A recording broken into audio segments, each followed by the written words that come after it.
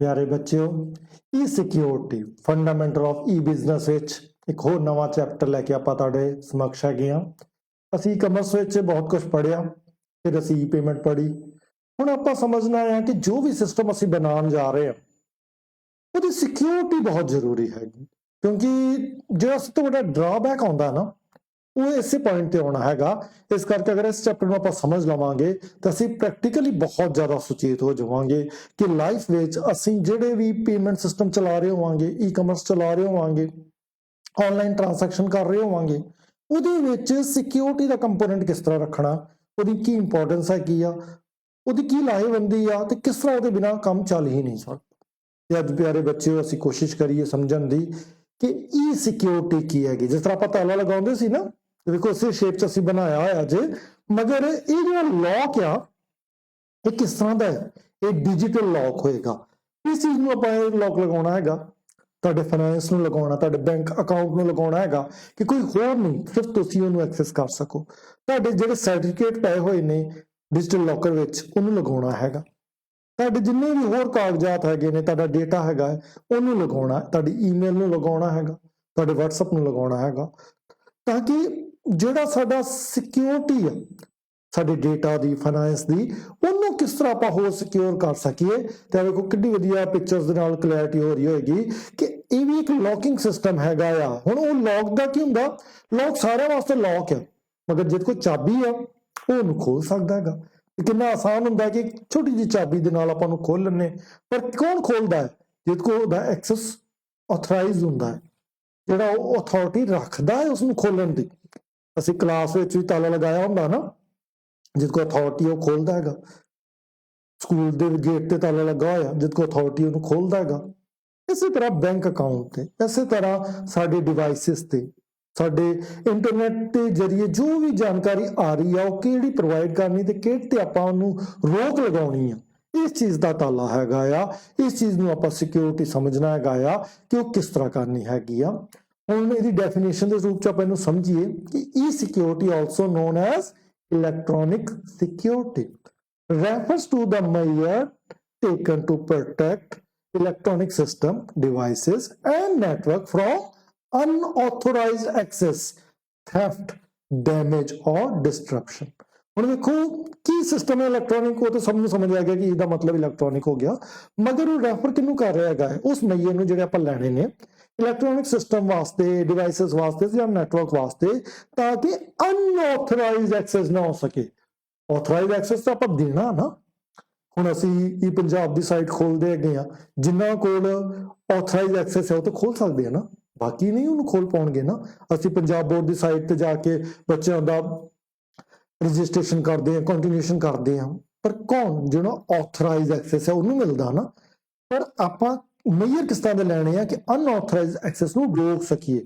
Theft ਨੂੰ, ਚੋਰੀ, ਹੁਣ ਜਿਸ ਤਰ੍ਹਾਂ ਚੋਰੀਆਂ ਪਹਿਲਾਂ ਆਪਾਂ ਫਿਜ਼ੀਕਲ ਚੋਰੀਆਂ ਵੇਂਦੇ ਸੀ, ਉਸ ਤਰ੍ਹਾਂ ਹੁਣ ਡੇਟਾ ਦੀ, ਫਾਈਨੈਂਸ ਦੀ ਚੋਰੀ ਵੀ ਹੋ ਸਕਦੀ, ਡੈਮੇਜ ਕੀਤਾ ਜਾ ਸਕਦਾ, ਸਿਸਟਮ ਨੂੰ ਰੁਕਾਵਟ ਪਾਈ ਜਾ ਸਕਦੀ ਹੈਗੀ ਆ। ਇਹਨਾਂ ਸਾਰੀਆਂ ਚੀਜ਼ਾਂ ਤੋਂ ਬਚਣ ਲਈ ਆਪਾਂ ਕੀ ਕਰਨਾ ਹੈਗਾ?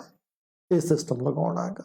As more and more business and individuals rely on electronic system for ਕਾਹਦੇ ਵਾਸਤੇ? communication, transaction, data storage, the need of robust e-security measure become increasingly important। ਤੇ ਕਿਉਂ ਜ਼ਿਆਦਾ ਇੰਪੋਰਟੈਂਟ ਹੋ ਗਏ ਨੇ? ਕਿਉਂਕਿ ਹੁਣ ਇੰਡੀਵਿਜੂਅਲ ਤੇ ਬਿਜ਼ਨਸਮੈਨ, ਜਿੰਨੇ ਵੀ ਬਿਜ਼ਨਸ ਚੱਲ ਰਹੇ ਨੇ, ਜਿੰਨੇ ਵੀ ਐਂਟਰਪ੍ਰੈਨਰ ਆ ਰਹੇ ਨੇ, ਜਿੰਨੇ ਵੀ ਨਵੇਂ ਸਟਾਰਟਅਪ ਲੈ ਕੇ ਆ ਰਹੇ ਨੇ, ਉਹ ਕਿੱਥੇ ਆ ਰਹੇ ਨੇ? ਇਲੈਕਟ੍ਰੋਨਿਕ ਸਿਸਟਮ ਤੇ ਆ ਰਹੇ ਨੇ। EPS ਸਿਸਟਮ ਨਾਲ ਉਹਨਾਂ ਦੀ ਪੇਮੈਂਟ ਹੋ ਰਹੀ ਆ, ਈ ਕਮਰਸ ਦਾ ਉਹ ਸਹਾਰਾ ਲੈ ਰਹੇ ਹੈਗੇ ਨੇ। ਉਹਦੇ ਵਿੱਚ ਕਮਿਊਨੀਕੇਸ਼ਨ, ਟ੍ਰਾਂਸੈਕਸ਼ਨ, ਡਾਟਾ ਸਟੋਰੇਜ ਸਭ ਕਿਸ ਤਰ੍ਹਾਂ ਹੋ ਰਹੀ ਆ? ਇਲੈਕਟ੍ਰੋਨਿਕਲੀ ਹੋ ਰਹੀ ਹੈ ਨਾ, ਇਲੈਕਟ੍ਰੋਨਿਕ ਸਿਸਟਮ 'ਚ ਚੱਲ ਰਿਹਾ ਹੈਗਾ। ਤੇ ਫਿਰ ਉਹਨੂੰ ਇੱਕ ਸਾਨੂੰ ਲੋੜ ਮਹਿਸੂਸ ਹੋਈ ਨਾ ਕਿ ਆਪਾਂ ਉਹਨੂੰ ਸਿਕਿਉਰ ਕਰੀਏ। ਜੇ ਸਿਕਿਉਰਿਟੀ ਦਾ ਇਸ਼ੂ ਆ ਜੇ, ਅਨਆਥੋਰਾਈਜ਼ਡ ਐਕਸੈਸ ਉੱਤੇ ਹੋਣ ਡੈ ਪਏ, ਥੈਫਟ ਹੋ ਜਾਵੇ, ਕੋਈ ਵੀ ਡੈਮੇਜ ਕਰ ਦੇਵੇ, ਕੋਈ ਵੀ ਉਹਦੇ ਡਿਸਟਰਪਸ਼ਨ ਕਰ ਦੇਵੇ, ਤੇ ਫਿਰ ਉਹ ਸਿਸਟਮ ਚੱਲੇਗਾ ਕਿਵੇਂ?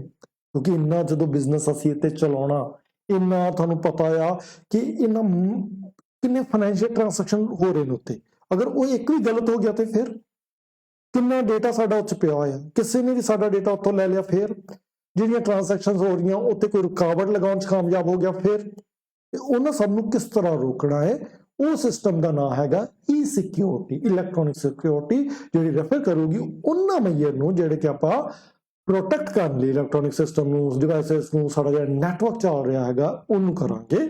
ਤੇ ਇਸ ਚੀਜ਼ ਦੀ ਜਿਹੜੀ ਸਮਝ ਹੈਗੀ ਆ ਕਿਤੇ ਨਾ ਕਿਤੇ ਸਾਨੂੰ ਬਹੁਤ ਵਧੀਆ ਕਾਮਯਾਬ ਇੱਕ ਪ੍ਰੋਫੈਸ਼ਨ ਵੀ ਦੇਗਾ।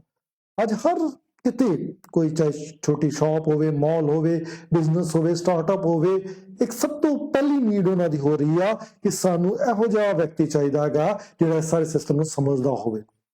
ਇੰਜੀਨੀਅਰ ਦੇ ਰੂਪ ਚ ਹੋ ਸਕਦਾ, ਤੁਹਾਡੇ ਵਰਗਾ ਕੋਈ ਵਿਦਿਆਰਥੀ ਹੋ ਸਕਦਾ ਜਿਹੜਾ ਇਸ ਸਿਸਟਮ ਨੂੰ ਚੰਗੀ ਤਰ੍ਹਾਂ ਸਮਝ ਲਏਗਾ, ਇਸ ਸਿਕਿਉਰਿਟੀ ਨੂੰ, ਤੇ ਵੱਡਾ ਹੋ ਕੇ ਇਹਨਾਂ ਚ ਹੋਰ ਕੋਰਸਿਸ ਕਰ ਲਵੇਗਾ, ਹੋਰ ਸਰਟੀਫਿਕੇਟ ਪ੍ਰਾਪਤ ਕਰ ਲਏਗਾ, ਤੇ ਕਿਤੇ ਨਾ ਕਿਤੇ ਉਹ ਫਿਰ ਬੜੀ ਆਸਾਨੀ ਦੇ ਨਾਲ ਉਹਨੂੰ ਇਹ ਜੌਬ ਮਿਲੇਗੀ ਜਿਹਦੇ ਵਿੱਚ ਉਹਨੇ ਕੀ ਵੇਖਣਾ ਆ, ਕਿਸ ਤਰ੍ਹਾਂ ਦੇ ਮੇਜਰ ਲੈਣੇ ਨੇ, ਆਪਣੇ ਜਿਹੜਾ ਇਲੈਕਟ੍ਰੋਨਿਕ ਸਿਸਟਮ ਹੈਗਾ, ਡਿਵਾਈਸਸ ਹੈਗੇ ਨੇ, ਨੈਟਵਰਕ ਹੈਗਾ ਆ, ਉਹਨਾਂ ਤੇ ਅਨਆਥੋਰਾਈਜ਼ਡ ਐਕਸੈਸ, ਥੈਫਟ, ਡੈਮੇਜ, ਡਿਸਟਰਪਸ਼ਨ ਨੂੰ ਰੋਕਣ ਵਾਲੇ ਕਦਮ ਉਹਨੇ ਉਠਾਉਣੇ ਹੈਗੇ। ਤੇ ਪਿਆਰੇ ਬੱਚਿਓ, ਇਹਨਾਂ ਦੀ ਬੜੀ ਲੋੜ ਹੈਗੀ।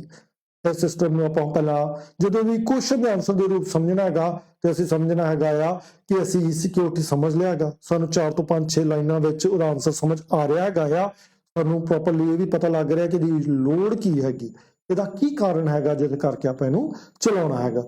ਦੂਸਰੀ ਗੱਲ, e-security comprises a range of technology and technique including encryption, digital signature, firewall, intrusion detection, access control, biometric, security protocols। ਇਹਦੇ ਵਿੱਚ ਹੁਣ ਕੀ ਚੀਜ਼ਾਂ ਹੋਣਗੀਆਂ ਜਿਹੜਾ ਬੱਚੇ ਨੇ ਇਹਦੇ ਵਿੱਚ ਨਵੇਂ ਕੋਰਸ ਕਰਨੇ ਹੋਣਗੇ, ਹੋਰ ਅਗਲੀ ਆਪਣੀ ਪੜ੍ਹਾਈ ਕਰਨਾ ਚਾਹੁੰਦਾ ਹੋਊਗਾ ਜਾਂ ਇਸ ਟੌਪਿਕ ਨੂੰ ਵੀ ਹੋਰ ਚੰਗੀ ਤਰ੍ਹਾਂ ਸਮਝਣਾ ਚਾਹੁੰਦਾ ਹੋਊਗਾ, ਤੇ ਉਹਨੂੰ ਕੀ ਸਮਝਣਾ ਹੈ, ਕਿਹੜੀ ਟੈਕਨੋਲੋਜੀ ਹੈਗੀ ਆ, ਕਿਹੜੀ ਟੈਕਨੀਕਸ ਹੈਗੀਆਂ ਨੇ। ਪਹਿਲੀ ਹੈਗੀ ਇਨਕ੍ਰਿਪਸ਼ਨ ਬਾਰੇ ਆਪਾਂ ਸਮਝਾਂਗੇ ਕਿ ਕਿਸ ਤਰ੍ਹਾਂ ਡੇਟਾ ਨੂੰ ਇਨਕ੍ਰਿਪਟ ਕੀਤਾ ਜਾਂਦਾ ਹੈ। ਤੁਸੀਂ WhatsApp ਚਲਾਉਂਦੇ ਜੇ ਨਾ, ਉੱਥੇ ਲਿਖਿਆ ਹੁੰਦਾ ਕਿ ਬਈ ਇਹ ਜਿਹੜੇ ਹੁਣ ਤੁਹਾਡੇ ਵਿਚਕਾਰ ਗੱਲ ਹੋ ਰਹੀ ਆ ਇਹ ਇਨਕ੍ਰਿਪਟਡ ਹੈਗੀ ਹੈ, ਯਾਨੀ ਜਦੋਂ ਇਹ ਇੱਕ ਤੋਂ ਦੂਸਰੇ ਕੋਲ ਜਾ ਰਹੀ ਆ ਤੇ ਜਿਹਦੇ ਕੋਲ ਜਾ ਰਹੀ ਆ ਉਹੀ ਇਹਨੂੰ ਡੀਕ੍ਰਿਪਟ ਕਰ ਸਕਦਾ ਹੈ। ਵਿਚਕਾਰ ਇਹਨੂੰ ਕੋਈ ਰਸਤੇ ਵਿੱਚ ਅਗਰ ਵੇਖਣਾ ਚਾਹੇਗਾ ਤੇ ਉਹਨੂੰ ਕੁਛ ਨਹੀਂ ਸਮਝ ਆਏਗਾ। ਇਨਕ੍ਰਿਪਸ਼ਨ ਲੱਗਾ ਹੋਇਆ। ਇਨਕ੍ਰਿਪਸ਼ਨ ਨੂੰ ਮੈਂ ਸੌਖੇ ਸ਼ਬਦਾਂ ਸਮਝਾਉਣਾ ਹੁੰਦਾ ਕਿ ਮੰਨ ਲਓ ਕਿ ਮੈਂ A ਨੂੰ B ਕਹਿਣ ਲੱਗ ਪਾ ਤੇ ਸਾਰੇ ਜਿੰਨਾ ਵੀ ਮੈਂ ਵਰਡਿੰਗ ਲਿਖ ਰਹਾ ਹੋਊਗਾ ਉਹਦਾ ਮਤਲਬ ਚੇਂਜ ਹੋ ਜਾਏਗਾ ਨਾ, ਉਹ ਸਮਝਣਾ ਔਖਾ ਹੋ ਜਾਏਗਾ ਨਾ, ਪਰ ਉਹ ਮੈਨੂੰ ਪਤਾ ਹੈ ਕਿ ਮੈਂ ਇਹਨੂੰ B ਕਹਿ ਰਿਹਾ ਤੇ B ਨੂੰ C ਕਹਿ ਰਿਹਾ ਹੈਗਾ। ਇਹ ਸਿਸਟਮ ਨੂੰ ਜਦੋਂ ਪੂਰਨ ਰੂਪ ਵਿੱਚ, ਪਰਿਪੱਕ ਰੂਪ ਵਿੱਚ ਇੱਕ ਟੈਕਨੋਲੋਜੀ ਦਾ ਸਹਾਰਾ ਲੈ ਕੇ ਕੀਤਾ ਜਾਂਦਾ ਤਾਂ ਉਹ ਇੰਨਾ ਚੇਂਜ ਹੋ ਜਾਂਦਾ ਕਿ ਉਹਨੂੰ ਸਮਝਣਾ ਇੰਪੋਸੀਬਲ ਹੋ ਜਾਂਦਾ। ਉਹਦਾ ਕੋਈ ਫਾਰਮੂਲਾ ਨਹੀਂ ਹੁੰਦਾ, ਉਹ ਫਾਰਮੂਲਾ ਜਿਹਦੇ ਕੋਲ ਹੈਗਾ ਆ ਐਜ਼ ਅ ਕੀ ਦੇ ਰੂਪ 'ਚ ਉਹ ਹੀ ਉਹਨੂੰ ਕਰ ਸਕਦਾ। ਡਿਜੀਟਲ ਸਿਗਨੇਚਰ ਬਾਰੇ ਵੀ ਆਪਾਂ ਪਿਛਲੇ ਚੈਪਟਰ 'ਚ ਪੜ੍ਹਿਆ ਸੀ। ਡਿਜੀਟਲ ਸਿਗਨੇਚਰ, ਜਿਸ ਤਰ੍ਹਾਂ ਪਹਿਲਾਂ ਆਪਾਂ ਹੱਥ ਨਾਲ ਇੱਕ ਸਿਗਨੇਚਰ ਲਿਖਦੇ ਹਾਂ, ਹੁਣ ਡਿਜੀਟਲ ਸਿਗਨੇਚਰ ਹੋ ਰਹੇ ਨੇ। ਆਪਾਂ ਨੂੰ ਪਤਾ ਲੱਗ ਰਿਹਾ ਕਿ ਉਹ ਵਿਅਕਤੀ ਉਹੀ ਹੈ ਜਿਹੜਾ ਟ੍ਰਾਂਜੈਕਸ਼ਨ ਕਰ ਰਿਹਾ ਹੈਗਾ। ਅਗਰ ਉਹੀ ਹੈ ਤਾਂ ਫਿਰ ਬਹੁਤ ਵਧੀਆ ਗੱਲ ਹੈਗੀ ਆ। ਫਾਇਰਵਾਲ ਲਗਾ ਰਹੇ, ਜਿਸ ਤਰ੍ਹਾਂ ਆਪਾਂ ਵਾਲ ਲਗਾਉਂਦੇ ਸੀ ਨਾ, ਆਪਾਂ ਸਕੂਲ 'ਚ ਵਾਲ ਲਗਾਈ ਆ, ਘਰਾਂ 'ਚ ਲਗਾਈ ਹੋਈ ਆ। ਉਹ ਵਾਲ ਦਾ ਮਤਲਬ ਕੀ ਹੁੰਦਾ ਸੀ ਕਿ ਕੋਈ ਉੱਥੋਂ ਛਾਲ ਮਾਰ ਕੇ ਨਾ ਆ ਸਕੇ। ਇਸੇ ਤਰ੍ਹਾਂ ਆਪਾਂ ਜਦੋਂ ਫਾਇਰਵਾਲ ਲਗਾਉਂਦੇ ਆ ਤੇ ਸਾਡੀ ਡਿਵਾਈਸ ਤੇ ਕੌਣ ਨਾ ਆ ਸਕੇ ਉਹਦਾ ਇੰਟਰੂਸ਼ਨ ਡਿਟੈਕਸ਼ਨ, ਕਿ ਕੋਈ ਅਗਰ ਆ ਰਿਹਾ ਹੈਗਾ ਇੰਟਰਨੈਟ ਦੇ ਐਕਸੈਸ ਲੈਣ ਦੀ ਕੋਸ਼ਿਸ਼ ਕਰ ਰਿਹਾ, ਆਪਾਂ ਉਹਨੂੰ ਕੰਟਰੋਲ ਕਰਨਾ, ਐਕਸੈਸ ਕੰਟਰੋਲ ਕਰਨੇ ਹੈਗੇ ਆ। ਕਿਹਨੂੰ ਆਪਾਂ ਦੇਣਾ, ਮੰਨ ਲਓ ਮੈਂ ਐਗਜ਼ਾਮਪਲ ਲੈਣਾ ਹੁੰਦਾ ਨਾ, ਇੱਕ ਵੈਬਸਾਈਟ ਆ, ਮੰਨ ਲਓ ਪੰਜਾਬ ਆ, ਮੰਨ ਲਓ ਪੰਜਾਬ ਬੋਰਡ ਦੀ PSEB ਹੈਗੀ ਆ, ਉਸ ਸਾਈਟ ਤੇ ਅਗਰ ਮੇਰੇ ਕੋਲ ਲੌਗਇਨ ਹੈਗਾ ਤੇ ਫਿਰ ਤੇ ਮੈਂ ਜਾ ਸਕਦਾ, ਪਰ ਉਹ ਐਕਸੈਸ ਕੰਟਰੋਲ ਹੈ ਨਾ। ਇਹ ਤੇ ਨਹੀਂ ਕਿ ਕੋਈ ਵਿਅਕਤੀ ਕਿਤੇ ਵੀ ਜਾ ਕੇ ਕਿਸੇ ਵੀ ਸਕੂਲ ਦਾ ਲੌਗਇਨ ਕਰ ਲਵੇ ਤੇ ਕੋਈ ਵੀ ਬੱਚੇ ਦੀ ਡਿਟੇਲ ਚੇਂਜ ਕਰ ਦੇਵੇ, ਇਸ ਤਰ੍ਹਾਂ ਤਾਂ ਨਹੀਂ ਕਰ ਪਾਏਗਾ। ਉਹ ਐਕਸੈਸ ਕੰਟਰੋਲ ਹੈ। ਅੱਛਾ, ਬਾਇਓਮੈਟ੍ਰਿਕ ਬੜਾ ਵਧੀਆ ਚੀਜ਼ ਚੱਲ ਰਹੀ ਹੈ, ਅਟੈਂਡੈਂਸ ਲਗਾਉਣੀ ਆ। ਹੁਣ ਕਿੰਨਾ ਆਸਾਨ ਹੋ ਗਿਆ ਕਿਸੇ ਵਿਅਕਤੀ ਨੂੰ ਪਛਾਣਨਾ ਕਿ ਉਹ ਵਿਅਕਤੀ ਉਹੀ ਆ। ਅੱਖਾਂ ਦੀ ਪੁਤਲੀਆਂ ਨੂੰ ਆਪਾਂ ਪਛਾਣ ਲੈਂਦੇ ਹਾਂ, ਹੱਥਾਂ ਦੀ ਉਂਗਲੀਆਂ ਤੇ ਜਿਹੜੇ ਫਿੰਗਰਪ੍ਰਿੰਟਸ ਹੈਗੇ ਨੇ ਉਹਨਾਂ ਨੂੰ ਆਪਾਂ ਪਛਾਣ ਲੈਂਦੇ ਹੈਗੇ, ਤੇ ਬੜਾ ਆਸਾਨ ਹੋ ਗਿਆ। ਸਿਕਿਉਰਿਟੀ ਪ੍ਰੋਟੋਕੋਲਸ ਵੀ ਆਪਾਂ ਸਮਝਾਂਗੇ। ਪ੍ਰੋਟੋਕੋਲ ਆਪਾਂ ਵਰਡ ਯੂਜ਼ ਕਰਦੇ ਹੁੰਦੇ ਨਾ, ਹੁਣ ਆਪਾਂ ਕਿਹੜਾ ਸਮਝਾਂਗੇ, ਸਿਕਿਉਰਿਟੀ ਪ੍ਰੋਟੋਕੋਲਸ ਕਿਹੜੇ ਹੁੰਦੇ ਨੇ। ਤੇ ਇਹ ਸਾਰੀਆਂ ਚੀਜ਼ਾਂ ਸਾਡੇ ਮਾਈਂਡ 'ਚ ਆਉਣੀਆਂ ਚਾਹੀਦੀਆਂ ਨੇ ਜਦੋਂ ਆਪਾਂ E-security ਪੜ੍ਹ ਰਹੇ। ਇਹ ਸਾਰੇ ਉਸ ਚੈਪਟਰ ਦਾ ਹਿੱਸਾ ਬਣਨਗੇ ਜਦੋਂ E-security ਪੜ੍ਹ ਰਹੇ। These technology and technique aim to protect electronic system and data by preventing unauthorized access, detecting and blocking malicious activities and provide secure communication channel। ਹੁਣ ਇਹਦਾ ਮਕਸਦ ਕੀ ਹੈ? ਅੱਜ ਜਿੰਨੀ ਆਪਾਂ ਟੈਕਨੀਕ ਦੇ ਬਾਰੇ ਵਰਡ ਬੋਲੇ ਨਾ, ਫਾਇਰਵਾਲ ਬੋਲਿਆ, ਡਿਜੀਟਲ ਸਿਗਨੇਚਰ ਬੋਲਿਆ, ਕਿਉਂ ਇਨਕ੍ਰਿਪਸ਼ਨ ਬੋਲਿਆ, ਕਰਨਾ ਕੀ ਹੈ ਨਾ, ਪ੍ਰੋਟੈਕਟ ਕਰਨਾ ਹੈ ਇਲੈਕਟ੍ਰੋਨਿਕ ਸਿਸਟਮ ਨੂੰ ਤੇ ਉਸ ਡੇਟੇ ਨੂੰ ਜਿੱਥੇ ਅਨਆਥੋਰਾਈਜ਼ਡ ਐਕਸੈਸ ਨਾ ਹੋ ਸਕੇ ਆਪਾਂ ਡਿਟੈਕਟ ਕਰ ਲੈਣਾ ਹੈਗਾ ਕਿ ਕੋਈ ਇਹੋ ਜਿਹੀ ਗਤੀਵਿਧੀ ਤਾਂ ਨਹੀਂ ਹੋ ਰਹੀ ਜਿਹੜੀ ਨਹੀਂ ਹੋਣੀ ਚਾਹੀਦੀ ਹੈਗੀ, ਜਿਹੜੀ ਅਨਆਥੋਰਾਈਜ਼ਡ ਹੈਗੀ ਉਹਨੂੰ ਬਲੌਕ ਕਰਨ ਵਿੱਚ ਅਸੀਂ ਸਮਰਥ ਹੋਈਏ ਕਿ ਉਸ ਬੰਦੇ ਨੂੰ ਐਕਸੈਸ ਦੇਣਾ ਜਿਹਨੂੰ ਆਥੋਰਾਈਜ਼ ਕੀਤਾ ਗਿਆ ਹੈਗਾ। ਤੇ ਕੀ ਕਰਨਾ ਹੈ, ਪ੍ਰੋਵਾਈਡ ਸਿਕਿਉਰ ਕਮਿਊਨੀਕੇਸ਼ਨ ਚੈਨਲ, ਜਿਹੜੇ ਕਮਿਊਨੀਕੇਸ਼ਨ ਹੋਵੇ ਉਹ ਸਿਕਿਉਰ ਹੋਵੇ। ਕੋਈ ਫਾਈਨੈਂਸ਼ੀਅਲ ਟ੍ਰਾਂਜੈਕਸ਼ਨ ਹੋ ਰਹੀ ਹੈ, ਕੋਈ ਡੇਟਾ ਇੱਕ ਤੋਂ ਦੂਸਰੀ ਜਗ੍ਹਾ ਜਾ ਰਿਹਾ, ਉਹ ਜਿੱਤ ਕੋ ਜਾ ਰਿਹਾ ਉਹਨੂੰ ਹੀ ਪ੍ਰਾਪਤ ਹੋਵੇ। ਇਹ ਇੱਕ ਮੂਲ ਮਕਸਦ ਹੈਗਾ ਸਾਡਾ ਈ ਸਿਕਿਉਰਿਟੀ ਦਾ। ਜਿਹੜਾ ਇਸ ਚੀਜ਼ ਨੂੰ ਸਮਝ ਗਿਆ ਉਹਨੂੰ ਈ ਸਿਕਿਉਰਿਟੀ ਸਮਝ ਆ ਗਈ, ਸਾਨੂੰ ਡੈਫੀਨੇਸ਼ਨ ਸਮਝ ਆ ਗਈ, ਉਹਦੇ ਵਿੱਚ ਕਿਹੜੀ ਕਿਹੜੀ ਚੀਜ਼ਾਂ ਆ ਰਹੀਆਂ ਨੇ ਟੈਕਨੋਲੋਜੀ ਦੇ ਰੂਪ 'ਚ, ਟੈਕਨੀਕ ਦੇ ਰੂਪ 'ਚ, ਉਹ ਸਾਨੂੰ ਸਮਝ ਆ ਗਈ ਤੇ ਸਾਨੂੰ ਇੱਕ ਬੇਸਿਕ ਆਈਡੀਆ ਆ ਗਿਆ ਕਿ ਇਸ ਚੈਪਟਰ ਵਿੱਚ ਆਪਾਂ ਕਿਹੜੇ ਵਰਡਸ ਦੇ ਇਰਦ ਗਿਰਦ ਘੁੰਮਦੇ ਹੋਏ ਨਜ਼ਰ ਆਵਾਂਗੇ, ਕਿੰਨਾਂ ਨੂੰ ਸਮਝਦੇ ਹੋਏ ਨਜ਼ਰ ਆਵਾਂਗੇ। ਹੁਣ ਪਿਆਰੇ ਬੱਚਿਓ, ਏਰੀਆ ਆਫ ਇੰਟਰਨੈਟ ਸਿਕਿਉਰਿਟੀ ਜਾਂ ਥ੍ਰੈਟ ਕਿਹੜਾ ਹੋ ਸਕਦਾ ਹੈਗਾ, ਕਿੱਥੇ ਆਪਾਂ ਧਿਆਨ ਦੇਣਾ ਹੈਗਾ। Internet security is a crucial aspect of technology and involves protecting data and sensitive information from unauthorized access, theft, or damage. The following are the major area of internet security and security threats. ਹੁਣ ਅਸੀਂ ਵੇਖਦੇ ਹਾਂ ਕਿ ਕਿਹੜੀਆਂ ਚੀਜ਼ਾਂ internet ਤੇ ਸਾਡੇ mobile devices ਲੱਗੀਆਂ ਹੋਈਆਂ ਨੇ, ਸਾਡਾ ਡੇਟਾ ਉਹਦੇ 'ਚ ਪਿਆ ਹੋਇਆ ਹੈ, ਉਹਨਾਂ ਤੇ ਆਪਾਂ ਕੀ ਲਗਾਉਣਾ ਹੈਗਾ ਆ, ਉਹ ਕਿਹੜੇ ਏਰੀਆਸ ਹੈਗੇ ਨੇ ਜਿਨ੍ਹਾਂ ਨੂੰ ਆਪਾਂ ਡਿਸਕਸ ਕਰਨਾ ਹੈ, ਜਿਨ੍ਹਾਂ ਨੂੰ ਆਪਾਂ ਸਮਝਣਾ ਹੈਗਾ। ਉਹ ਹੈਗਾ ਨੈਟਵਰਕ ਸਿਕਿਉਰਿਟੀ। ਦੇਖੋ ਇੱਕ ਕੰਪਿਊਟਰ ਜਿਹੜਾ ਹੁੰਦਾ, ਜਦੋਂ ਆਪਾਂ ਕਹਿੰਦੇ ਵੀ ਇੰਟਰਨੈਟ ਆ, ਉਹ ਕੀ ਹੈ ਸੱਚ ਨੈਟਵਰਕਸ ਦਾ ਨੈਟਵਰਕ ਹੈਗਾ ਨਾ। ਆਪਾਂ ਕਿਸੇ ਆਫਿਸ ਬੈਠੇ ਆ, ਸਾਰੇ ਕੰਪਿਊਟਰ ਇੱਕ ਦੂਸਰੇ ਨਾਲ ਕਨੈਕਟਡ ਹੈਗੇ ਨੇ, ਤੇ ਉਸ ਨੈਟਵਰਕ ਦੀ ਸਿਕਿਉਰਿਟੀ ਹੋਣੀ ਚਾਹੀਦੀ ਕਿ ਉਹਦੇ 'ਚ ਕੋਈ ਐਕਸੈਸ ਨਾ ਕਰ ਪਾਵੇ। ਕਿਉਂਕਿ ਮੰਨ ਲਓ ਅਸੀਂ 10 ਕੰਪਿਊਟਰ ਜੋੜੇ ਹੋਏ ਨੇ, ਉਹ 10 ਨੂੰ ਤੇ ਅਸੀਂ ਆਥੋਰਾਈਜ਼ਡ ਐਕਸੈਸ ਦਿੱਤਾ ਨਾ, ਉਹ 'ਚ ਕੋਈ 11ਵਾਂ ਵੀ ਜੋੜ ਜਾਵੇ, ਕੋਈ 11th ਵਨ ਜਿਹੜਾ ਹੈਗਾ ਆ ਉਹ ਕੋਸ਼ਿਸ਼ ਕਰੇ ਕਿ ਉਹ ਸਾਡਾ ਡੇਟੇ ਨੂੰ ਲੈ ਲਵੇ, ਸਾਡੀਆਂ ਫਾਈਨੈਂਸ਼ੀਅਲ ਟ੍ਰਾਂਜੈਕਸ਼ਨ ਦੀ ਜਾਣਕਾਰੀ ਲੈ ਲਵੇ, ਉਹਨਾਂ ਨੂੰ ਰੋਕ ਦੇਵੇ, ਉੱਥੇ ਥੈਫਟ ਹੋ ਜਾਵੇ, ਡੈਮੇਜ ਕਰ ਦੇਵੇ ਇਸ ਸਿਸਟਮ ਨੂੰ ਕਿ ਕੋਈ ਵੀ ਕੰਪਿਊਟਰ ਨਾ ਚੱਲੇ, ਉਹ 11ਵਾਂ ਕੰਪਿਊਟਰ ਆਇਆ ਸਾਰੇ ਬੰਦ ਕਰ ਜਾਵੇ। ਉਹ ਨੈਟਵਰਕ ਸਿਕਿਉਰਿਟੀ ਚਾਹੀਦੀ ਹੈ ਨਾ ਕਿ ਕਿੰਨੂੰ ਐਕਸੈਸ ਹੈਗਾ ਉਸ ਨੈਟਵਰਕ, ਉਹ ਜਿਹੜੇ 10 ਕੰਪਿਊਟਰ ਹੈਗੇ ਨੇ ਉਹ 10 ਯੂਜ਼ਰ 'ਚ ਕੋਈ ਵੀ ਆ ਰਿਹਾ ਤਾਂ ਉਹਨੂੰ ਐਕਸੈਸ ਮਿਲੇ, ਜੇ ਕੋਈ ਗਲਤ ਆ ਰਿਹਾ ਤੇ ਉਹਨੂੰ ਬੰਦ ਕੀਤਾ ਜਾਏ। ਡੇਟਾ ਸਿਕਿਉਰਿਟੀ ਇਸੇ ਤਰ੍ਹਾਂ ਆਪਾਂ ਧਿਆਨ ਰੱਖਣੀ ਕਿ ਜਿਹੜਾ ਡੇਟਾ ਪਿਆ ਆ ਉਹ ਕਿੱਥੇ ਪਿਆ ਆ, ਸਟੋਰੇਜ ਕੀ ਆ, ਉਹਦੀ ਪ੍ਰੋਸੈਸਿੰਗ ਕਿਸ ਤਰ੍ਹਾਂ ਹੋ ਰਹੀ ਆ, ਉਹਦਾ ਐਕਸੈਸ ਕੌਣ ਲੈ ਸਕਦਾ ਹੈਗਾ, ਉਹਨੂੰ ਕੀ ਦੁਬਾਰਾ ਕਾਪੀ ਤੇ ਨਹੀਂ ਕੀਤਾ ਜਾ ਸਕਦਾ, ਕੋਈ ਹੋਰ ਜਗ੍ਹਾ ਤੋਂ ਤੇ ਨਹੀਂ ਚੁੱਕ ਕੇ ਆਪਣੀ ਜਗ੍ਹਾ ਤੇ ਖੜ ਸਕਦਾ। ਇਹ ਸਾਰੇ ਉਹਦਾ ਨੈਟਵਰਕ ਕਿਸ ਤਰ੍ਹਾਂ ਬਣੇਗਾ, ਉਹ ਡੇਟਾ ਦੀ ਸਿਕਿਉਰਿਟੀ ਕਿਸ ਤਰ੍ਹਾਂ ਹੋਏਗੀ, ਇਹ ਦੋ ਚੀਜ਼ਾਂ ਸਮਝੀਆਂ। ਉਸ ਤੋਂ ਬਾਅਦ ਐਪਲੀਕੇਸ਼ਨ ਸਿਕਿਉਰਿਟੀ। ਦੇਖੋ ਜਿੰਨੀਆਂ ਵੀ ਆਪਾਂ ਮੋਬਾਈਲ ਵਿੱਚ ਐਪਸ ਲੈਣੇ ਹੈਗੇ, ਉਹ ਐਪਲੀਕੇਸ਼ਨ ਜਿਹੜੀਆਂ ਹੈਗੀਆਂ ਨੇ ਉਹਨਾਂ ਦੀ ਸਿਕਿਉਰਿਟੀ ਬਹੁਤ ਜ਼ਰੂਰੀ ਹੈਗੀ। ਅਗਰ ਕਿਸੇ ਤਰੀਕੇ ਨਾਲ ਉਹਨਾਂ ਨੂੰ ਅਨਆਥੋਰਾਈਜ਼ਡ ਵੇ ਨਾਲ ਆਪਾਂ ਇਸ ਕਰ ਲਈਏ, ਥੈਫਟ ਕਰ ਕਾਮਯਾਬ ਹੋ ਜਾਈਏ, ਡੈਮੇਜ ਕਰ ਦਈਏ, ਤੇ ਫਿਰ ਸਾਰੇ ਸਿਸਟਮ ਨੂੰ ਹੀ ਖਤਰਾ ਹੋ ਜਾਂਦਾ ਹੈ ਨਾ। ਇਸ ਕਰਕੇ ਉਹ ਵੀ ਇੱਕ ਧਿਆਨ ਦੇਣਾ ਹੈਗਾ।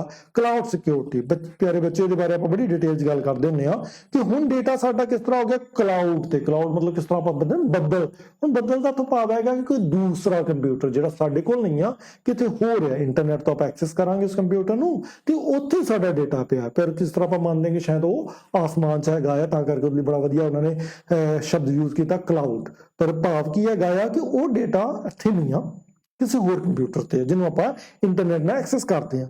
ਤੇ ਫਿਰ ਜਦੋਂ ਮੈਂ ਉਹਨੂੰ ਐਕਸੈਸ ਕਰ ਰਿਹਾ, ਇਹਦਾ ਮਤਲਬ ਖਤਰਾ ਤਾਂ ਇਹ ਵੀ ਹੈ ਨਾ ਕਿ ਕੋਈ ਹੋਰ ਨਾ ਕਰ ਲਵੇ। ਅਗਰ ਕੋਈ ਹੋਰ ਕਰ ਲੈਂਦਾ ਤਾਂ ਫਿਰ ਆਪਾਂ ਉਤੋਂ ਕਿਸ ਤਰ੍ਹਾਂ ਬਚਣਾ ਹੈਗਾ ਆ। ਤੇ ਆਹ ਸਾਰੀ ਗੱਲਬਾਤ ਜਿਹੜੀ ਹੈਗੀ ਆ ਕਲਾਉਡ ਸਿਕਿਉਰਿਟੀ, ਮੋਬਾਈਲ ਸਿਕਿਉਰਿਟੀ ਬਾਰੇ, ਕਿਉਂਕਿ ਦੇਖੋ ਨਾ ਹੁਣ 90% ਚੀਜ਼ਾਂ ਜਿਹੜੀਆਂ ਅਸੀਂ ਆਪਣੇ ਮੋਬਾਈਲ ਤੇ ਲਾਏ ਹੈਗੇ, ਹਰ ਚੀਜ਼ ਜੋ ਸਾਡੇ ਨਾਲ ਰਿਲੇਟਡ ਹੈ ਉਹ ਮੋਬਾਈਲ ਤੇ ਹੈਗੀ।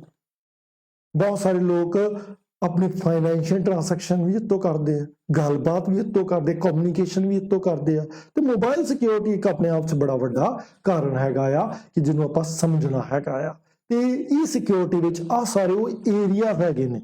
ਆਪਾਂ ਪਹਿਲਾਂ ਕੀ ਪੜ੍ਹਿਆ ਬੱਚਿਓ, ਆਪਾਂ ਪੜ੍ਹੇ ਨਾ ਕਿ ਇਹ ਸਿਕਿਉਰਿਟੀ 'ਚ ਕਿਹੜੀ ਟੈਕਨੋਲੋਜੀ ਹੋਏਗੀ, ਫਿਰ ਆਪਾਂ ਪੜ੍ਹਿਆ ਕਿ ਉਹ ਏਰੀਆਸ ਕਿਹੜੇ ਹੋਣਗੇ, ਕਿਹੜੇ ਸਿਕਿਉਰਿਟੀ ਥ੍ਰੈਟਸ ਆ ਸਕਦੇ, ਨੈਟਵਰਕ ਤੇ ਆ ਸਕਦੇ, ਡੇਟਾ ਤੇ ਆ ਸਕਦੇ, ਐਪਲੀਕੇਸ਼ਨ ਤੇ ਆ ਸਕਦੇ, ਕਲਾਊਡ ਤੇ ਆ ਸਕਦੇ ਤੇ ਮੋਬਾਈਲ ਤੇ ਆ ਸਕਦੇ। ਅਗਰ ਇਹਨਾਂ ਦੀ ਆਪਾਂ ਸਟੱਡੀ ਕਰ ਲੈਂਦੇ ਆ ਤੇ ਅਸੀਂ ਕਿਤੇ ਨਾ ਕਿਤੇ ਬਹੁਤ ਚੰਗੇ ਐਂਟਰਪ੍ਰੈਨਰ ਸਾਬਿਤ ਹੋ ਸਕਦੇ।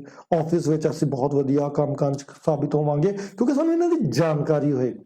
ਅੱਜ ਅਸੀਂ ਜਦੋਂ ਆਫਿਸ 'ਚ ਵੇਖਦੇ ਆ ਨਾ, ਇਸ ਬੰਦੇ ਦੀ ਬੜੀ ਕੀਮਤ ਪੈਂਦੀ ਆ ਜਿਹਨੂੰ ਇਹ ਜਾਣਕਾਰੀਆਂ ਹੋਣ, ਕਿਉਂਕਿ ਉਹ ਉਸ ਸਿਸਟਮ ਨੂੰ ਸਿਕਿਉਰ ਰੱਖਣ 'ਚ ਕਾਮਯਾਬ ਹੋ ਰਿਹਾ ਹੁੰਦਾ। ਤੇ ਇਸ ਕਰਕੇ ਇਹਦੀ ਜਾਣਕਾਰੀ ਵੇਖੋ ਅਸੀਂ ਹੁਣੇ ਤੁਹਾਨੂੰ ਪੜ੍ਹਾ ਕੇ ਭੇਜ ਰਹੇ ਹੈਗੇ ਹਾਂ ਕਿ ਤੁਸੀਂ ਇਹਦੇ ਲਈ ਤਿਆਰ ਹੋ ਕੇ ਜਾਓ, ਤੇ ਜਦੋਂ ਤੁਸੀਂ ਕਿਸੇ ਬਿਜ਼ਨਸ ਨੂੰ ਜੁਆਇਨ ਕਰੋ ਕਮਰਸ ਦੇ ਵਿਦਿਆਰਥੀ ਦੇ ਰੂਪ 'ਚ, ਤੇ ਤੁਹਾਨੂੰ ਇਹਨਾਂ ਚੀਜ਼ਾਂ ਬਾਰੇ ਸਾਰਾ ਹੀ ਪਤਾ ਹੋਵੇ। ਸਿਰਫ ਤੁਹਾਨੂੰ ਹਿਸਾਬ ਕਿਤਾਬ ਨਾ ਆਉਂਦਾ ਹੋਵੇ, ਸਿਰਫ ਤੁਹਾਨੂੰ ਬਿਜ਼ਨਸ ਦੀ ਜਾਣਕਾਰੀ ਨਾ ਹੋਵੇ, ਮਗਰ ਬਿਜ਼ਨਸ ਜਿੰਨਾ ਚੀਜ਼ਾਂ ਤੇ ਚੱਲ ਰਿਹਾ ਉਹਨਾਂ ਤੇ ਕਿਹੜੇ ਸਿਕਿਉਰਿਟੀ ਥ੍ਰੈਟ ਆ ਸਕਦੇ ਨੇ ਤੇ ਇਹ ਸਿਕਿਉਰਿਟੀ ਕਿਸ ਤਰ੍ਹਾਂ ਆਪਾਂ ਉੱਤੇ ਕਰਨੀ ਆ, ਉਹਦੇ ਬਾਰੇ ਤੁਹਾਨੂੰ ਸਾਰੀ ਜਾਣਕਾਰੀ ਹੋਵੇ। Security threats are numerous and varied, but the following are some of the most common। ਪਿਆਰੇ ਬੱਚੇ ਬੜੇ ਸਾਰੇ ਨੇ, ਆਪਾਂ ਪਹਿਲਾਂ ਟੈਕਨੀਕ ਪੜ੍ਹੀਆਂ ਨਾ, ਟੈਕਨੋਲੋਜੀ ਕਿਹੜੀ ਕਿਹੜੀ ਹੋਊਗੀ, ਫਿਰ ਅਸੀਂ ਪੜ੍ਹਿਆ ਕਿ ਕਿਹੜੇ ਕਿਹੜੇ ਏਰੀਆਸ ਹੋ ਸਕਦੇ, ਫਿਰ ਆਪਾਂ ਹੁਣ ਸਮਝਣ ਦੀ ਕੋਸ਼ਿਸ਼ ਕਰ ਰਹੇ ਹੈਗੇ ਆ ਕਿ ਉਹ ਜਿਹੜੀਆਂ ਥ੍ਰੈਟਸ ਹੈਗੀਆਂ ਨੇ ਉਹ ਕੀ ਨੇ। ਦੇਖੋ ਇੱਕ ਮੈਲਵੇਅਰ ਆ ਸਕਦਾ ਹੈਗਾ, ਕੋਈ ਇਹੋ ਜਿਹਾ ਸੌਫਟਵੇਅਰ ਡੇਟਾ ਦੇ ਰੂਪ ਸਾਡੇ ਕੰਪਿਊਟਰ ਮੋਬਾਈਲ ਡਿਵਾਈਸਿਸ ਵਿੱਚ ਆ ਗਿਆ ਜਿਹੜਾ ਸਾਡਾ ਨਹੀਂ ਸੀ, ਮਗਰ ਹੁਣ ਐਕਸੈਸ ਉਹ ਕਿਹਨੂੰ ਦਵਾ ਸਕਦਾ, ਕਿਸੇ ਵੀ ਅਨਆਥੋਰਾਈਜ਼ਡ ਨੂੰ ਦਵਾ ਸਕਦਾ, ਉਹ ਸਾਡੇ ਪੂਰੇ ਸਿਸਟਮ ਨੂੰ ਖਰਾਬ ਕਰ ਸਕਦਾ। ਫਿਸ਼ਿੰਗ ਬਾਰੇ ਬੜੀ ਡਿਟੇਲ 'ਚ ਆਪਾਂ ਪੜਾਂਗੇ ਕਿ ਕਿਸ ਤਰ੍ਹਾਂ ਕੁਝ ਸਾਈਟਸ ਆਪਣੇ ਆਪ ਨੂੰ ਸ਼ੋਅ ਕਰਦੀਆਂ ਨੇ ਕਿਸੇ ਹੋਰ ਜੈਨੂਇਨ ਸਾਈਟ ਦੇ ਮੁਕਾਬਲੇ ਕਿ ਅਸੀਂ ਉਹ ਸਾਈਟਸ ਹੈਗੇ। ਅਗਰ ਉਹਨਾਂ ਤੇ ਤੁਸੀਂ ਆਪਣਾ ਡੇਟਾ ਭਰ ਦਿੱਤਾ ਫਿਰ ਉਹ ਜਾਣਕਾਰੀ ਤੇ ਲੀਕ ਹੋਗੀ, ਤੁਹਾਨੂੰ ਤੇ ਲੱਗਾ ਕਿ ਭਈ ਮੈਂ ਤੇ ਜੈਨੂਇਨ ਸਾਈਟ ਤੇ ਗਿਆ ਤੇ ਮੈਂ ਤੇ ਡੇਟਾ ਆਪਣਾ ਉੱਥੇ ਭਰਨਾ ਹੀ ਸੀ, ਮਗਰ ਉਹ ਕੀ ਕਰ ਰਹੇ ਨੇ, ਉਹ ਸਾਈਟ ਦਾ ਲਿੰਕ ਹੀ ਉਹਨਾਂ ਨੇ ਆਪਣਾ ਨਵਾਂ ਕ੍ਰੀਏਟ ਕਰ ਲਿਆ, ਨਵੀਂ ਸਾਈਟ ਬਣਾ ਲਈ ਆ ਤੁਹਾਨੂੰ ਧੋਖਾ ਦੇਣ ਵਾਸਤੇ। ਤੇ ਇਸ ਚੀਜ਼ ਤੋਂ ਵੀ ਆਪਾਂ ਬਚਣਾ। ਡੌਸ ਅਟੈਕ, ਡਿਨਾਇਲ ਆਫ ਸਰਵਿਸ ਬੜਾ ਮਸ਼ਹੂਰ ਹੈਗਾ, ਤੁਸੀਂ ਵੀ ਕਿ ਕੈਪਚਾ ਕੋਡ ਆਉਂਦਾ, ਕਿਉਂ ਹੁੰਦਾ ਕੈਪਚਾ ਕੋਡ, ਕਦੇ ਸੋਚਿਆ ਤੁਸੀਂ? ਉਹ ਕੀ ਪੁੱਛਦਾ ਹੁੰਦਾ ਕਿ ਕਿਤੇ ਤੁਸੀਂ ਰੋਬੋਟ ਤੇ ਨਹੀਂ ਹੈਗੇ, ਬੌਟ ਤੇ ਨਹੀਂ ਹੈਗੇ, ਅਸਲ 'ਚ ਉਹ ਜਾਣਨਾ ਚਾਹੁੰਦਾ ਕਿ ਕੋਈ ਸੌਫਟਵੇਅਰ ਦਾ ਰੂਪ ਤੇ ਨਹੀਂ ਹੈਗੇ ਕਿ ਇਨਸਾਨ ਜੇ ਤੁਸੀਂ। ਕਿਉਂਕਿ ਪ੍ਰੋਬਲਮ ਕੀ ਆ ਰਹੀ ਹੈ ਕਿ ਅਗਰ ਕਿਸੇ ਵੀ ਵੈਬਸਾਈਟ ਤੇ, ਕਿਸੇ ਵੀ ਨੈਟਵਰਕ ਤੇ, ਕਿਸੇ ਵੀ ਕਲਾਊਡ ਸਿਸਟਮ ਤੇ ਅਗਰ ਬਹੁਤ ਸਾਰਾ ਆਨਲਾਈਨ ਅਟੈਕ ਹੋ ਜਾਵੇ, ਮੰਨ ਲਓ ਉਹਨੂੰ ਲੱਖਾਂ ਲੋਕ ਐਕਸੈਸ ਕਰਨ ਦੀ ਕੋਸ਼ਿਸ਼ ਕਰ ਰਹੇ ਹੋਣ ਸੌਫਟਵੇਅਰ ਦੇ ਜ਼ਰੀਏ, ਤੇ ਫਿਰ ਉਹ ਸਾਈਟ ਤਾਂ ਹੈਕ ਹੋ ਜਾਏਗੀ ਨਾ, ਹੈਕ ਦਾ ਮਤਲਬ ਡਾਊਨ ਹੋ ਜਾਏਗੀ ਨਾ, ਰੁਕ ਜਾਏਗੀ ਨਾ। ਇਸ ਚੀਜ਼ ਤੋਂ ਵੀ ਬਚਣ ਦੀ ਬੜੀ ਲੋੜ ਹੈ। ਮੰਨ ਲਓ ਕੋਈ ਵੀ ਇੱਕ ਵੱਡੀ ਵੈਬਸਾਈਟ ਹੈ ਜਿਹਦੇ ਨਾਲ ਸਾਡਾ ਪੂਰਾ ਦੇਸ਼ ਚੱਲ ਰਿਹਾ ਹੈਗਾ, ਅਗਰ ਉੱਤੇ ਡੌਸ ਅਟੈਕ ਹੋ ਜਾਵੇ ਤੇ ਜਿਨ੍ਹਾਂ ਨੇ ਜੈਨੂਅਲੀ ਐਕਸੈਸ ਕਰਨਾ ਸੀ, ਮੰਨ ਲਓ ਇੱਕ ਸਾਈਟ ਤੇ 1000 ਬੰਦਿਆਂ ਦੀ ਐਕਸੈਸ ਕਰਨ ਦੀ ਲਿਮਿਟ ਹੈਗੀ ਆ, ਅਗਰ ਉਹ 1000 ਬੰਦੇ ਐਕਸੈਸ ਕਰਦੇ ਤਾਂ ਸਾਈਟ ਬਹੁਤ ਵਧੀਆ ਚੱਲਦੀ ਆ, ਉਹਦਾ ਡੇਟਾ ਟ੍ਰਾਂਸਫਰ ਹੋ ਸਕਦਾ, ਸਭ ਕੁਝ ਉਹਦੇ ਤੇ ਕੀਤਾ ਜਾ ਸਕਦਾ ਹੈਗਾ। ਮਗਰ ਅਗਰ ਉੱਤੇ 1 ਲੱਖ ਸੌਫਟਵੇਅਰ ਅਟੈਕ ਕਰ ਦੇਣ ਫਿਰ ਕੀ ਹੋਏਗਾ, ਉਹਦੀ ਤਾਂ ਉਹਦੀ ਕੈਪੈਸਿਟੀ ਨਹੀਂ ਸੀ ਤੇ ਉਹ ਸਾਈਟ ਡਾਊਨ ਹੋ ਜਾਏਗੀ, ਤੇ ਜਿਹੜੇ 1000 ਜੈਨੂਅਨ ਲੋਕ ਆਏ ਸੀ ਉਹਨੂੰ ਐਕਸੈਸ ਨਹੀਂ ਕਰ ਪਾਉਣਗੇ। ਤੇ ਅਗਰ ਉਹ ਸਾਰਾ ਦਿਨ ਡਾਊਨ ਰਹੇਗੀ ਤੇ ਸੋਚੋ ਕਿੰਨੇ ਹਜ਼ਾਰਾਂ ਕਰੋੜਾਂ ਦਾ ਵੀ ਨੁਕਸਾਨ ਹੋ ਸਕਦਾ ਹੈਗਾ, ਉਹ ਪੂਰੀ ਸਾਈਟ ਬੈਠ ਸਕਦੀ ਹੈਗੀ। ਮੈਨ ਇਨ ਦਾ ਮਿਡਲ ਅਟੈਕ, ਪਿਆਰੇ ਬੱਚੇ ਬਾਰ-ਬਾਰ ਗੱਲ ਹੁੰਦੀ ਆ ਕਿ ਕਮਿਊਨੀਕੇਸ਼ਨ ਕੀ ਹੈ, ਇੱਕ ਵਿਅਕਤੀ ਤੋਂ ਦੂਸਰੇ ਵਿਅਕਤੀ ਤੱਕ ਜਾ ਰਿਹਾ, ਇੱਕ ਨੈਟਵਰਕ ਤੋਂ ਦੂਸਰੇ ਨੈਟਵਰਕ ਤੱਕ ਜਾ ਰਿਹਾ, ਉਹਦੇ ਅੰਦਰ ਕੋਈ ਆ ਕੇ ਬੈਠ ਜਾਵੇ ਜਿਹਨੂੰ ਆਪਾਂ ਕਹਾਂਗੇ ਮੈਨ ਇਨ ਦਾ ਮਿਡਲ, ਤੇ ਉਸ ਚੀਜ਼ ਨੂੰ, ਉਹ ਡੇਟੇ ਨੂੰ ਹੈਕ ਕਰਨ ਦੀ ਕੋਸ਼ਿਸ਼ ਕਰੇ, ਸਮਝਣ ਦੀ ਕੋਸ਼ਿਸ਼ ਕਰੇ, ਪ੍ਰਾਪਤ ਕਰਨ ਦੀ ਕੋਸ਼ਿਸ਼ ਕਰੇ, ਥੈਫਟ ਕਰਨ ਦੀ ਕੋਸ਼ਿਸ਼ ਕਰੇ, ਫਿਰ ਉਹਨੂੰ ਆਪਾਂ ਕਹਿੰਦੇ ਮੈਨ ਇਨ ਦਾ ਮਿਡਲ। ਆਪਾਂ ਪਛਾਣਨਾ ਕਿ ਇਹ ਜਿਹੜਾ ਨੈਟਵਰਕ ਚੱਲ ਰਿਹਾ ਹੈਗਾ, ਇੱਕ ਥਾਂ ਤੋਂ ਦੂਸਰੇ ਥਾਂ ਤੱਕ ਡੇਟਾ ਪਹੁੰਚ ਰਿਹਾ ਹੈਗਾ ਆ, ਜਿਹੜਾ ਕਮਿਊਨੀਕੇਸ਼ਨ ਐਸਟੈਬਲਿਸ਼ ਹੋਇਆ ਹੈ ਕਿ ਇਹਦੇ ਵਿਚਕਾਰ ਕੋਈ ਅਨਆਥੋਰਾਈਜ਼ਡ ਵਿਅਕਤੀ ਤਾਂ ਨਹੀਂ ਬੈਠਾ ਹੋਇਆ ਜਿਹੜਾ ਉਸ ਐਕਸੈਸ ਨੂੰ ਲੈ ਰਿਹਾ ਹੈਗਾ ਤੇ ਉਸ ਡੇਟਾ ਨੂੰ ਪਛਾਣ ਕੇ ਆਪਣੇ ਕੋਲ ਪ੍ਰਾਪਤ ਕਰ ਰਿਹਾ ਹੈਗਾ। ਤੇ ਉਹਦਾ ਨਾਂ ਕਿੰਨਾ ਵਧੀਆ ਉਹਨੇ ਰੱਖਿਆ, ਮੈਨ ਇਨ ਦਾ ਮਿਡਲ ਅਟੈਕ। ਉਸ ਚੀਜ਼ ਤੋਂ ਵੀ ਆਪਾਂ ਉਹਨੂੰ ਪਛਾਣਨਾ। ਵੇਖੋ ਇਹ ਚੀਜ਼ਾਂ ਜੇ ਤੁਹਾਨੂੰ ਪਹਿਲਾਂ ਹੀ ਪਤਾ ਹੋਣਗੀਆਂ ਤਾਂ ਤੁਹਾਨੂੰ ਇੱਕ ਬੇਸਿਕ ਆਈਡੀਆ ਹੁੰਦਾ ਕਿ ਆਹ ਚੀਜ਼ਾਂ ਪੋਸੀਬਲ ਹੋ ਸਕਦੀਆਂ ਨੇ। ਪਾਸਵਰਡ ਅਟੈਕ, ਮੇਰੇ ਬੱਚੇ ਅਸੀਂ ਦੋਨੇ ਹੈਗੇ ਆ, ਜਿੰਨੀ ਵੀ ਵੈਬਸਾਈਟ ਤੇ ਈਮੇਲ ਤੇ ਆਪਾਂ ਐਕਸੈਸ ਕਰਨਾ ਹੈਗਾ ਉਹ ਕਿਸ ਤਰ੍ਹਾਂ ਹੈ। ਅਗਰ ਮੈਂ ਕਹਿੰਦਾ ਕਿ ਵੀ ਮੇਰੇ ਕੋਲ ਐਕਸੈਸ ਹੈਗਾ ਤੁਹਾਡੇ ਕੋਲ ਨਹੀਂ ਹੈਗਾ, ਤੇ ਮੇਰੇ ਕੋਲ ਇਹੋ ਜਿਹੀ ਕਿਹੜੀ ਚੀਜ਼ ਹੈ ਜਿਹੜੀ ਤੁਹਾਡੇ ਕੋਲ ਨਹੀਂ ਹੈ ਅਸਲ 'ਚ। ਅਗਰ ਮੈਂ ਤੁਹਾਡਾ WhatsApp, ਤੁਹਾਡਾ Instagram, ਤੁਹਾਡੀ ਈਮੇਲ ਐਕਸੈਸ ਨਹੀਂ ਕਰ ਪਾਵਾਂਗਾ ਤਾਂ ਕਿਉਂ ਨਹੀਂ ਕਰ ਪਾ ਰਹੇ? ਤੁਸੀਂ ਕਰ ਪਾ ਰਹੇ ਜੀ, ਮੈਂ ਨਹੀਂ ਕਰ ਪਾ ਰਿਹਾ, ਕਿਉਂ? ਕਿਉਂਕਿ ਪਾਸਵਰਡ ਤੁਹਾਡੇ ਕੋਲ ਹੈ। ਤੇ ਜੇ ਕੋਈ ਪਾਸਵਰਡ ਅਟੈਕ ਹੋ ਜਾਵੇ, ਜੇ ਕੋਸ਼ਿਸ਼ ਕੀਤੀ ਜਾਵੇ ਕਿ ਉਹ ਪਾਸਵਰਡ ਤੁਹਾਡੇ ਹਰ ਪ੍ਰਕਾਰ ਦੇ ਲਗਾ ਕੇ ਚੈੱਕ ਕਰਨ ਦੀ ਕੋਸ਼ਿਸ਼ ਕੀਤੀ ਜਾਵੇ ਕਿ ਇਹ ਪਾਸਵਰਡ ਤਾਂ ਨਹੀਂ ਹੈਗਾ, ਤੇ ਹਜ਼ਾਰਾਂ ਲੱਖਾਂ ਦੇ ਪਾਸਵਰਡ ਨੂੰ ਚੈੱਕ ਕੀਤਾ ਜਾਵੇ, ਤੇ ਹੋ ਸਕਦਾ ਆ ਕਿ ਅਸੀਂ ਸਹੀ ਪਾਸਵਰਡ ਲਗਾਉਣ ਵਿੱਚ ਕਾਮਯਾਬ ਹੋ ਜਾਈਏ, ਤੇ ਉਸ ਅਟੈਕ ਤੋਂ ਵੀ ਆਪਾਂ ਬਚਣਾ ਹੈਗਾ। ਤੇ ਇਸ ਨੂੰ ਕਹਿੰਦੇ ਆ ਪਾਸਵਰਡ ਅਟੈਕ, ਉਹ ਤੋਂ ਵੀ ਆਪਾਂ ਬਚਣਾ ਹੁੰਦਾ ਆ। ਇਸ ਕਰਕੇ ਆਪਾਂ ਜਦੋਂ ਵੱਡੀਆਂ ਕਲਾਸਾਂ 'ਚ ਹੋਰ ਜਾਣਕਾਰੀ ਦੇਵਾਂਗੇ ਤੇ ਤੁਹਾਨੂੰ ਇਸ ਚੀਜ਼ ਨੂੰ ਸਮਝਾਉਣ ਦੀ ਕੋਸ਼ਿਸ਼ ਕਰਾਂਗੇ ਕਿ ਪਾਸਵਰਡ ਜਿਹੜਾ ਆ ਉਹ ਸਟਰੋਂਗ ਹੋਣਾ ਚਾਹੀਦਾ ਹੈਗਾ, ਠੀਕ ਹੈ ਨਾ। ਇਹਦੇ ਬਾਰੇ ਪੂਰੇ ਡਿਟੇਲ ਸੈਮੀਨਾਰ ਵੀ ਲੱਗਦੇ, ਇਹਦੇ ਵਿੱਚ ਵੀ ਆਪਾਂ ਤੁਹਾਨੂੰ ਹੋਰ ਜਾਣਕਾਰੀ ਦੇਵਾਂਗੇ। ਸੋਸ਼ਲ ਇੰਜੀਨੀਅਰਿੰਗ, ਇਹਦੇ ਬਾਰੇ ਵੀ ਆਹ ਸਾਰੀਆਂ ਚੀਜ਼ਾਂ ਜਿਹੜੀਆਂ ਆਪਾਂ ਆ ਸਮਝ ਕੇ ਚੱਲਣੀ ਆ ਕਿ ਆਹ ਸਾਰੇ ਐਜ਼ ਅ ਥ੍ਰੈਟ ਆ ਸਕਦੇ ਨੇ। ਅਗਰ ਇਹਨਾਂ ਨੂੰ ਆਪਾਂ ਸਮਝ ਲਿਆ ਤੇ ਕਿਤੇ ਨਾ ਕਿਤੇ ਕਾਮਯਾਬ ਹੋ ਜਾਵਾਂਗੇ। ਸਿਕਿਉਰਿਟੀ ਥ੍ਰੈਟਸ ਕਿਹੜੇ ਨੇ, ਫਿਰ ਆਪਾਂ ਉਸ ਬਾਰੇ ਗੱਲ ਕਰੀਏ ਦੁਬਾਰਾ ਤੋਂ। Malware, phishing, hacking, DoS, inside threat ਵੀ ਕਈ ਵਾਰ ਹੁੰਦੇ ਨੇ। ਰੈਂਸਮਵੇਅਰ ਦੀ ਬੜੀ ਪ੍ਰੋਬਲਮ ਆ ਰਹੀ ਹੈਗੀ ਆ ਕਿ ਉਹ ਤੁਹਾਡੇ ਸਿਸਟਮ ਨੂੰ ਅਟੈਕ ਕਰ ਦਿੰਦੇ ਨੇ ਤੇ ਫਿਰ ਤੁਹਾਡੇ ਕੋਲ ਵਸੂਲੀ ਕਰਦੇ ਨੇ ਕਿ ਇੰਨਾ ਪੈਸਾ ਤੁਸੀਂ ਦੇ ਦਿਓ ਤੇ ਫਿਰ ਅਸੀਂ ਤੁਹਾਡੇ ਸਿਸਟਮ ਨੂੰ ਛੱਡ ਦਿਆਂਗੇ। ਤੇ ਉਹਨੂੰ ਬੰਦਕ ਬਣਾ ਲੈਂਦੇ ਨੇ ਇੱਕ ਪ੍ਰਕਾਰ ਨਾਲ, ਸਿਸਟਮ ਨੂੰ ਉਹਨੂੰ ਹੈਕ ਕਰ ਲੈਂਦੇ ਨੇ ਕਿ ਉਹ ਤੁਸੀਂ ਪੇਮੈਂਟ ਕਰੋਗੇ ਤੇ ਫਿਰ ਤੁਹਾਡਾ ਬਚੇਗਾ। ਐਡਵਾਂਸ ਪ੍ਰੈਸੈਂਸ ਥ੍ਰੈਟ, APT ਕਹਿੰਦੇ ਨੇ। ਇਹ ਸਾਰੇ ਵਰਡ ਜਿਹੜੇ ਨੇ ਤੁਹਾਡੇ ਆਉਣ ਵਾਲੇ ਟਾਈਮ 'ਚ ਤੁਹਾਨੂੰ ਰਿਪੀਟ ਹੋਣਗੇ ਐਜ਼ ਏ ਸਿਕਿਉਰਿਟੀ ਥ੍ਰੈਟ। ਮੈਲਵੇਅਰ ਦਾ ਸਾਨੂੰ ਪਤਾ ਹੋਵੇ, ਹੈਕਿੰਗ ਦਾ ਪਤਾ ਹੋਵੇ, ਇਨਸਾਈਡਰ ਥ੍ਰੈਟ ਦਾ ਸਾਨੂੰ ਪਤਾ ਹੋਵੇ ਤੇ ਅਸੀਂ ਇਹਨਾਂ ਸਿਸਟਮ ਨੂੰ ਬੜੇ ਧਿਆਨ ਦੇ ਨਾਲ ਸਮਝ ਪਾਵਾਂਗੇ ਤੇ ਆਉਣ ਵਾਲੇ ਟਾਈਮ 'ਚ ਇਹਨੂੰ ਸੋਚ ਪਾਵਾਂਗੇ ਕਿਸ ਤਰ੍ਹਾਂ ਕਰਨਾ। ਹੁਣ ਵੇਖੋ, ਜੇ ਮੁਸ਼ਕਲਾਂ ਨੇ ਤੇ ਇਹਦੇ ਹੱਲ ਵੀ ਨੇ, ਤੇ ਇਹਦੇ ਹੱਲ ਵਿੱਚੋਂ ਸਭ ਤੋਂ ਵਧੀਆ ਹੱਲ ਹੈਗਾ ਕੀ-ਵਾਲ। ਦੇਖੋ ਕਿੰਨਾ, ਜਿਸ ਤਰ੍ਹਾਂ ਤਾਲੇ ਦੀ ਕੀ ਹੁੰਦੀ ਹੈ ਨਾ, ਉਸ ਤਰ੍ਹਾਂ ਹੀ ਆਪਾਂ ਇਨਕ੍ਰਿਪਸ਼ਨ ਤੇ ਡੀਕ੍ਰਿਪਸ਼ਨ ਦੀ ਕੀਜ਼ ਹੁੰਦੀਆਂ ਨੇ। ਇਹਦੇ ਬਾਰੇ ਵੀ ਬਹੁਤ ਸਾਰੇ ਵਰਡ ਹੈਗੇ ਨੇ ਜਿਹੜੇ ਰਿਪੀਟ ਹੋਣਗੇ ਇਸ ਸਿਕਿਉਰਿਟੀ ਵਿੱਚ। ਉਹ ਕੀ ਨੇ? ਸਿਮੈਟ੍ਰਿਕ ਕੀ, ਏਸਿਮੈਟ੍ਰਿਕ ਕੀ, ਸੈਸ਼ਨ ਕੀ, ਪਬਲਿਕ ਕੀ, ਪ੍ਰਾਈਵੇਟ ਕੀ, ਸ਼ੇਅਰਡ ਕੀ, ਸੀਕ੍ਰੇਟ ਕੀ ਤੇ ਮਾਸਟਰ ਕੀ। ਇਹਨਾਂ ਦੇ ਆਪਣੇ ਆਪਣੇ ਮੀਨਿੰਗ ਹੈਗੇ ਨੇ। ਮਾਸਟਰ ਕੀ ਨਾ ਕੀ ਆਪਾਂ ਸਭ ਨੂੰ ਐਕਸੈਸ ਕਰ ਸਕਦੇ ਨੇ, ਪਬਲਿਕ ਕੀ ਆਪਾਂ ਦੂਸਰਿਆਂ ਲਈ ਜਾਰੀ ਕਰਦੇ ਨੇ, ਪ੍ਰਾਈਵੇਟ ਕੀ ਤੁਹਾਡੇ ਕੋਲ ਹੁੰਦੀ ਆ, ਸੀਕ੍ਰੇਟ ਕੀ ਹੁੰਦੀ ਨੇ, ਪਾਰਟਿਕੂਲਰ ਸੈਸ਼ਨ ਵਾਸਤੇ ਕੋਈ ਕੀ ਦਿੱਤੀ ਜਾਂਦੀਆਂ ਨੇ। ਤੇ ਇਹਨਾਂ ਸਿਸਟਮ ਦੇ ਨਾਲ ਆਪਾਂ ਇਨਕ੍ਰਿਪਸ਼ਨ ਤੇ ਡੀਕ੍ਰਿਪਸ਼ਨ ਕਰਦੇ ਹੈਗੇ ਨੇ। ਤੇ ਆਹ ਵਰਡ ਵੀ ਤੁਹਾਡੇ ਕੋਲ ਬਾਰ-ਬਾਰ ਰਿਪੀਟ ਹੋਣਗੇ, ਤੁਹਾਨੂੰ ਇਹਨਾਂ ਦੀ ਸਮਝ ਪੈਦਾ ਕਰਨੀ ਪਏਗੀ। ਅਗਰ ਆਪਾਂ ਕਿਹਨੂੰ ਸਮਝਣਾ? ਈ ਸਿਕਿਉਰਿਟੀ ਨੂੰ। ਤੇ ਬਹੁਤ ਪ੍ਰਕਾਰ ਦੇ ਕੁਐਸਚਨ ਦਾ ਆਨਸਰ ਦੇ ਰੂਪ ਚ ਵੀ ਜੇ ਆਉਂਦਾ ਕਿ ਕੀਜ਼ ਦੇ ਨਾਮ ਦੱਸੋ ਤੇ ਤੁਹਾਨੂੰ ਇਹਨਾਂ ਕੀਜ਼ ਦੇ ਬਾਰੇ ਪਤਾ ਹੋਣਾ ਚਾਹੀਦਾ ਹੈਗਾ ਹੈ। ਪਿਆਰੇ ਬੱਚਿਓ, ਇਲੈਕਟ੍ਰੋਨਿਕ ਈ ਚੈੱਕ ਬਾਰੇ ਵੀ ਆਪਾਂ ਗੱਲ ਕੀਤੀ ਸੀ ਨਾ ਕਿ ਹੁਣ ਪੇਮੈਂਟ ਕਿਸ ਤਰ੍ਹਾਂ ਹੋ ਰਹੀ ਹੈਗੀ ਆ। ਉਹ ਹੁਣ ਈ ਚੈੱਕ ਨਾਲ ਹੋ ਰਹੀ ਹੈਗੀ ਤਾਂ ਆਪਾਂ ਉਹਨੂੰ ਸਿਕਿਉਰ ਵੀ ਫਿਰ ਉਸ ਤਰੀਕੇ ਨਾਲ ਕਰਨਾ ਹੈ ਨਾ, ਕਿਉਂਕਿ ਸਾਨੂੰ ਪਤਾ ਹੈ ਕਿ ਜਿਹੜੀ ਹੁਣ ਪੇਮੈਂਟ ਹੋ ਰਹੀ ਆ ਉਹ ਪੁਰਾਣਾ ਸਿਸਟਮ ਨਹੀਂ ਰਹਿ ਗਿਆ ਨਾ। ਪਹਿਲਾਂ ਆਪਾਂ ਚੈੱਕ ਦਿੰਦੇ ਹਾਂ, ਉਹਨੂੰ ਆਪਾਂ ਵੈਰੀਫਾਈ ਕਰਦੇ ਹਾਂ, ਹੁਣ ਆਪਾਂ ਈ ਚੈੱਕ ਭੇਜ ਰਹੇ। ਅਗਰ ਆਪਾਂ ਇਲੈਕਟ੍ਰੋਨਿਕਲੀ ਕੁਝ ਭੇਜ ਰਹੇ ਹਾਂ ਤੇ ਸਾਨੂੰ ਉਹਨੂੰ ਸਿਕਿਉਰ ਵੀ ਤਾਂ ਕਰਨਾ ਪਊਗਾ। ਸਾਨੂੰ ਇਹ ਪਛਾਣਨਾ ਵੀ ਪਊਗਾ ਨਾ ਕਿ ਕੀ ਡਿਜੀਟਲ ਸਿਗਨੇਚਰ ਸਹੀ ਨੇ, ਉਹੀ ਵਿਅਕਤੀ ਆ, ਉਸ ਨੂੰ ਪਛਾਣ ਕਿਸ ਤਰ੍ਹਾਂ ਕਰੇ? Digital signature. ਜਿਹੜਾ ਪੀਅਰ ਦਾ ਬੈਂਕ ਹੈਗਾ ਤੇ ਜਿਹੜਾ ਪੀ ਦਾ ਬੈਂਕ ਹੈਗਾ ਆ, ਉਹਦੇ ਜਿਹੜਾ ਫੰਡ ਟ੍ਰਾਂਸਫਰ ਹੋਣਾ ਉੱਤੇ ਆਪਾਂ ਸਿਕਿਉਰਿਟੀ ਕਿਸ ਤਰ੍ਹਾਂ ਲਗਾਉਣੀ ਆ? ਉਹਦਾ ਜਿਹੜਾ ਡਿਜੀਟਲ ਫਾਰਮੈਟ ਆ ਉਹਦੀ ਸਿਕਿਉਰਿਟੀ ਦਾ ਧਿਆਨ ਰੱਖਣਾ, ਕਿਉਂਕਿ ਹੁਣ ਬੜਾ ਫਾਸਟ ਹੋ ਗਿਆ, ਕਾਸਟ ਸੇਵਿੰਗ ਹੋ ਗਿਆ। ਪਿਛਲੇ ਚੈਪਟਰ ਦਾ ਸਾਰਾ ਵੇਖਿਆ ਸੀ ਨਾ ਅਸੀਂ, ਇਹਨੂੰ ਆਪਾਂ ਰਿਪੀਟ ਕਰ ਰਹੇ ਹੈਗੇ। ਮਗਰ ਅਸੀਂ ਆਹ ਸਮਝਣ ਦੀ ਕੋਸ਼ਿਸ਼ ਕਰਨੀ ਆ ਕਿ ਆਪਾਂ ਇਹਨੂੰ ਸਿਕਿਉਰ ਕਿਵੇਂ ਕਰਨਾ। ਅਗਰ ਆਪਾਂ ਸਿਕਿਉਰ ਕਰਨ 'ਚ ਕਾਮਯਾਬ ਹੋ ਗਏ ਤੇ ਉਹਦੇ ਵਾਸਤੇ ਸਾਡੇ ਕੋਲ ਟੈਕਨੀਕ ਕੀ ਹੈ? ਕਿਉਂਕਿ ਪੇਮੈਂਟ ਤੇ ਹੋ ਰਹੀ ਹੈ, ਟ੍ਰਾਂਜੈਕਸ਼ਨ ਤੇ ਆਪਾਂ ਸ਼ੁਰੂ ਕਰ ਲਈ ਹੈ। ਸਾਡੇ ਜਿਹੜੇ ਚੈੱਕ ਸੀ, ਪਹਿਲਾਂ ਕਿਹੜੇ ਚੈੱਕ ਸੀ? ਟ੍ਰੈਡੀਸ਼ਨਲ ਚੈੱਕ ਸੀ ਨਾ, ਹੁਣ ਈ ਚੈੱਕ ਆ ਗਏ ਨੇ। ਪਹਿਲਾਂ ਸਾਡੇ ਕੋਲ ਕੈਸ਼ ਸਿਸਟਮ ਸੀ, ਹੁਣ EPS ਆ ਗਿਆ, ਇਲੈਕਟ੍ਰੋਨਿਕ ਪੇਮੈਂਟ ਸਿਸਟਮ ਆ ਗਿਆ। ਸਾਡੇ ਕੋਲ ਉਹਨਾਂ ਸਿਸਟਮ ਨੂੰ ਚਲਾਉਣਾ ਅਗਰ ਤੇ ਫਿਰ ਸਾਨੂੰ ਕੀ ਕਰਨਾ ਪਊਗਾ? ਸਾਨੂੰ ਇੰਟਰਨੈਟ ਸਿਕਿਉਰਿਟੀ ਬਾਰੇ ਵੀ ਸਮਝਣਾ ਪਊਗਾ। ਹੁਣ ਕੁਐਸਚਨ ਕਈ ਵਾਰ ਆਉਂਦਾ ਨਾ, what are the main technique of internet security? ਉਹ ਕਿਹੜੀਆਂ ਹੈਗੀਆਂ?